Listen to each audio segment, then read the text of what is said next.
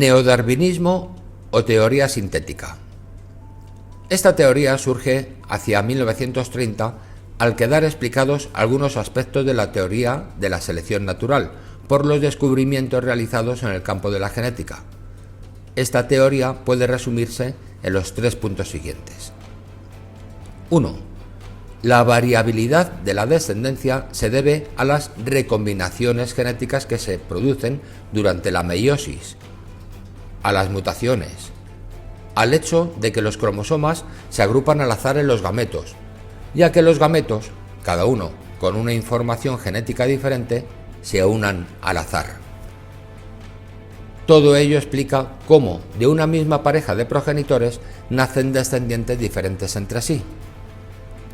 En los organismos con reproducción asexual, la variabilidad solo es debida a las mutaciones.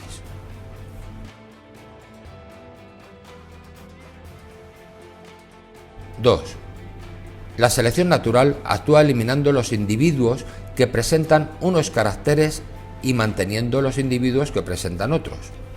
Por tanto, solo los genes responsables de estos últimos son los que pasan a la generación siguiente, y así sucesivamente. Los caracteres adquiridos durante la vida, al no comportar cambios genéticos, no se heredan. En definitiva, la selección natural determina qué genes perdurarán. Y 3. El aislamiento reproductivo de las poblaciones es indispensable para que éstas evolucionen de forma diferente.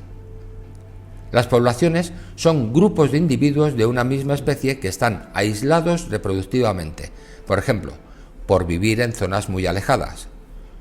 Solo si las poblaciones están aisladas pueden dar lugar a especies diferentes. Saltacionismo o mutacionismo.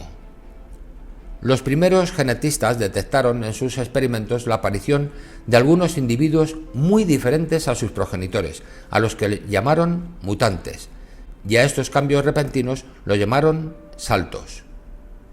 Defendieron que la base de la evolución debía de estar en estos cambios radicales sobre los que después actuaba la selección. Por lo tanto, la evolución era un proceso a saltos, rápido, y no un proceso continuo y lento como proponía Darwin. Así nació la teoría del saltacionismo o mutacionismo. Fue propuesta sobre todo por el biólogo y genetista Goldsmith en 1940. Por ejemplo, si se produce una mutación de un gen que facilita la adaptación al ambiente de los individuos que lo poseen, estos sobreviven y se reproducen mejor. El resto, poco a poco, es eliminado de la población. Si la mutación afecta a varios genes a la vez, la selección natural eliminará a tantos individuos de la población que ésta podría llegar a extinguirse.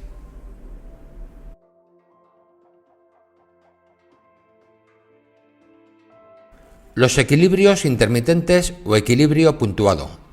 La teoría del equilibrio puntuado fue enunciada en 1972 por los paleontólogos Eldredge y Coles.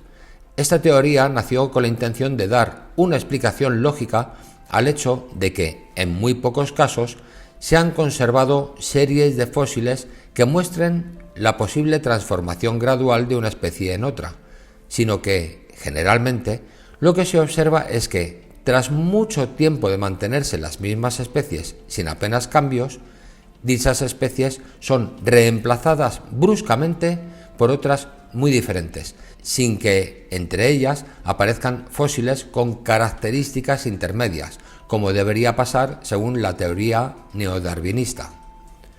Los principales postulados de la teoría del equilibrio puntuado son: 1. Generalmente las especies persisten sin cambios durante miles o millones de años, ocupando una determinada área. 2.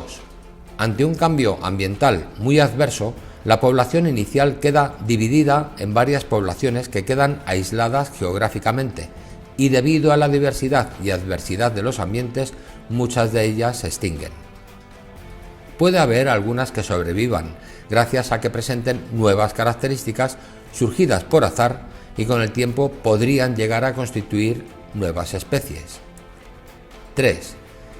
Si desaparecen las causas que aislaban a las poblaciones, las nuevas especies se distribuyen por el área donde antes se encontraba la especie original. 4. Algunas de estas nuevas especies pueden haber desarrollado caracteres que les proporcionen una adaptación mejor a ese ambiente y sobreviven sin dificultad durante mucho tiempo. El resto de las especies, incluida la original, se extinguen rápidamente. Por eso, en el registro fósil aparece la sustitución brusca de una especie por otra. Y 5.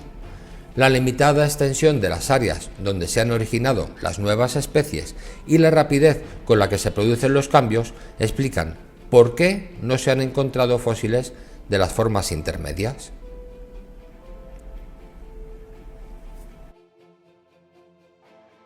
Neutralismo. Es la teoría que defiende que la mayoría de las mutaciones consistentes en cambios moleculares no aportan ventajas ni desventajas, por lo que su continuidad no se ve influida por la selección natural, sino por el azar. El que pasen a la siguiente generación depende de que estén en pocos gametos que por azar forman la siguiente generación. No se opone al neodarwinismo, sino que rebaja la importancia de la selección natural.